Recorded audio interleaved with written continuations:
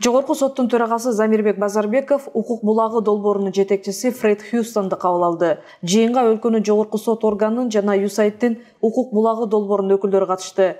Иш-чаранын жүрүшүндө Кыргыз Республикасынын жогорку соту менен USAID'дин укук булагы долбоорунун ортосундагы өз ара түшүнүшүү меморандумунун долбоору берилди.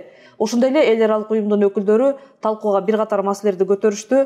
Мамлекеттик максаттуу 2 программанын иши жана мамлекеттик максаттуу 3 программаны даярдоо, жогорку соттун алдындагы сот адилеттигинин жогорку мектебинин потенциалын күчөтүү, жаш судьялар үчүн насаатчылык программасын иштеп чыгуу жана башка маселелер.